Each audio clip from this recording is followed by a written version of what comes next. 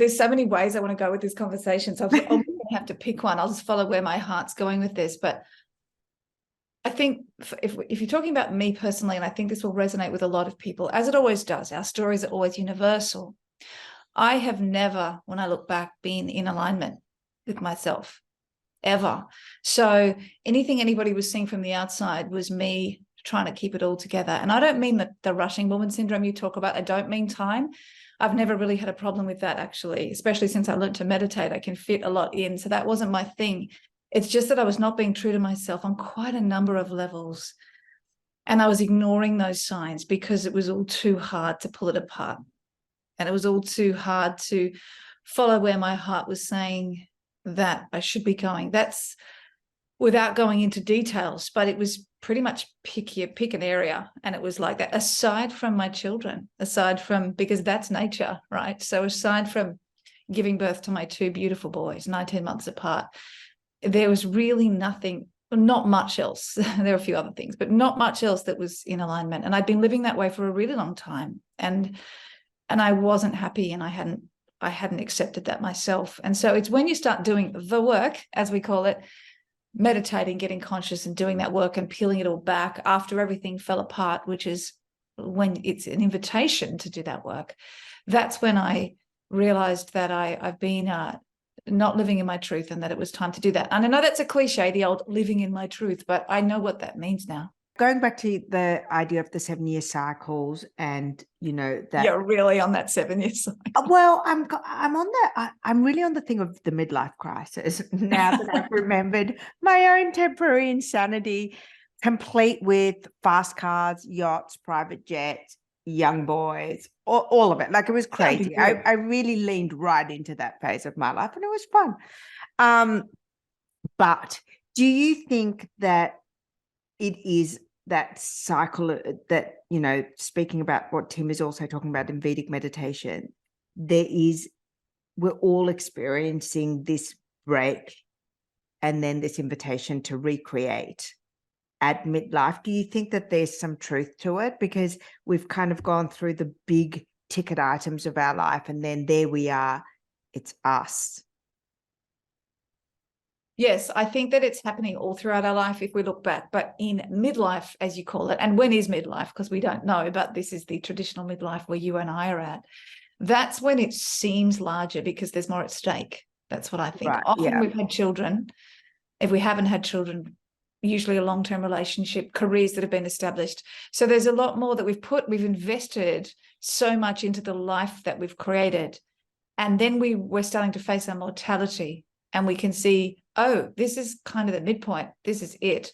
So that can be frightening, because if what we've established to that point is not actually in alignment with what we really wanted for our lives, from what our soul knew when we came here, I believe.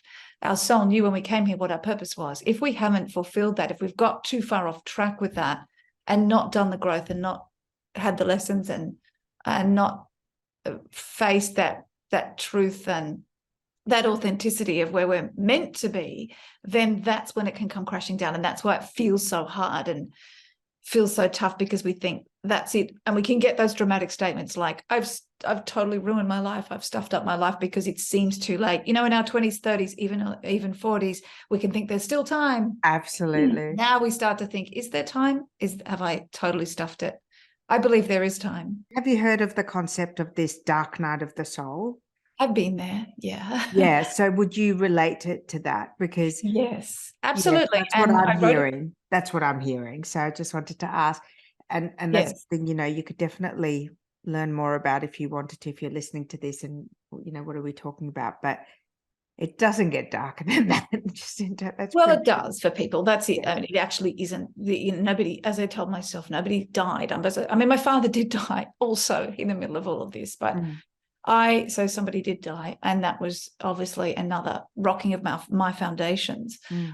But I had the literal dark nights of the soul, where I was on the floor in the middle of the night. I write about this quite graphically in my book, in the Single Mothers Social Club, because I included that because I think people will relate.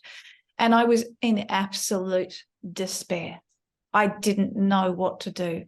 At the time, I was reading Michael Singer's books. I don't know if any anyone listening knows these, but if not, they're really powerful books, called The Untethered Soul is one of them. And then The Surrender Experiment is another. My kinesiologist put me on to these books. Kinesiology, by the way, saved me. That's another conversation.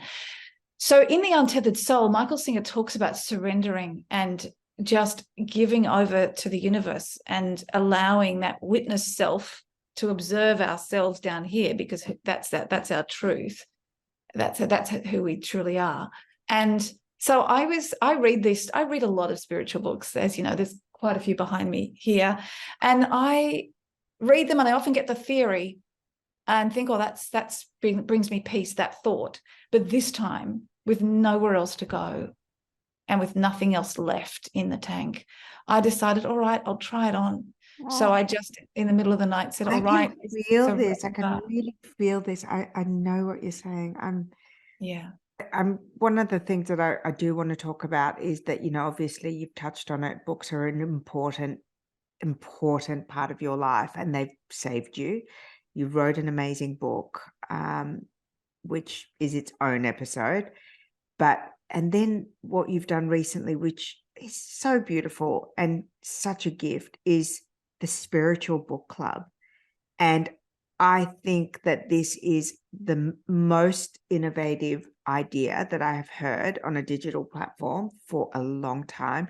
Can you share what you're doing? Because what you're talking about is literally opening a door to a universe that could potentially like transform your life. That means so much to me to hear you say it like that, Baha. Thank you. And I remember when we saw each other at Kamalaya, it was October of 2022. I was telling you about the concept then, and it was just a concept. I'd done a little bit of work on it, and now here it is. And so it means a lot to me to hear you. And you launched with Gabby Bernstein. In that way. Yes, I did.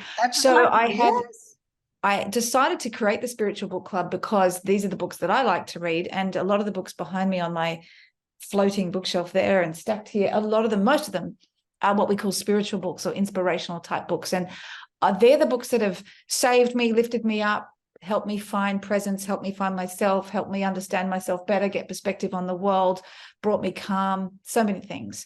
And so I was looking for a book club like that because there are so many wonderful book clubs around, and they certainly went off during COVID, didn't they? And I couldn't find one like that. And so I thought, well, why don't I start one? And originally it was, I'll start one with friends. And then I had to do some work on myself to shift the idea that I couldn't have a business, that I couldn't create a business. I look at people like you and think, how extraordinary, they're running a business. Who could do that? And so I did some work actually with my kinesiologist on that identity I had around, but I'm not a business person, I'm a journalist. And once I'd helped clear that, I'm still going with that a little bit, but then it opens up more avenues, and I realized that I could do this. And so I decided to make it a business. The reason I did that is because I wanted to bring this to a wider audience. I know that if I like these kind of books, if they fill me up, it's the same for others. So I want to introduce these books to a wider audience, but also this community. You talk about meditation, and obviously the Spiritual Book Club is an extension of your kind of spiritual awakening and your desire to take the tools that have helped transform your life to other people. What are the other practices that you have incorporated into your life and you feel really work? It's not as I'm not as some spiritual guru, so it's not as. I'm interested in all practices. You know, I ask people what injectables they have, what surgery they have, what practices they have, what vitamins they take, because I genuinely believe we can learn from each other. So your practice might be, you know, burning a nice essential oil when you go and have a bath. I'm curious because I really believe that by telling stories and sharing our own little, you know, cheat sheet for feeling better, looking better, being better, we're sharing some really good wisdom. Yeah, and I really want to share that with you. I was just clarifying that I'm not a spiritual guru, and the reason, which goes without saying, the reason I say that is because I want people to know that I'm just a a mum doing my thing. And then therefore, if I can incorporate a few spiritual practices into my day, we all can. I don't have a dedicated meditation spot with candles all around me. And I just try to incorporate it where I can. I sometimes meditate in the car, not while I'm driving. I should clarify, but wherever I can find a spot. So I do my twice daily meditation. And sometimes I do some yoga stretches as well.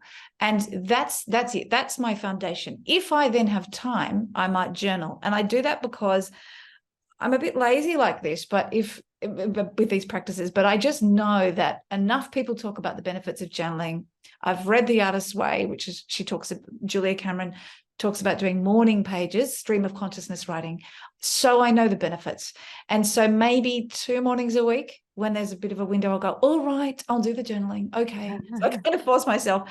And then when I do, I'm always glad I did, because there'll be some nugget of an idea or a resolution or some clarity or some peace that I get through that. And what else is my spiritual practice? I walk in nature where I can. I live near the bush, and I always do that.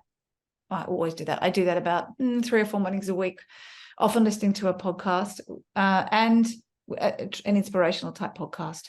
And that's kind of that's the foundation. But the biggest spiritual practice is being a mum, as I mentioned, and starting this business. Starting a business has been such a big growth for me, having to be accountable, and the buck stops with me. And I need to do this for my growth, but I need to do it for our welfare as a family as well. I'm doing this to make money for me and my children, as well as all the other benefits. And so it means that I absolutely am driven to make this work. And I'm glad I've got that motivation, because otherwise I might let it go by the wayside.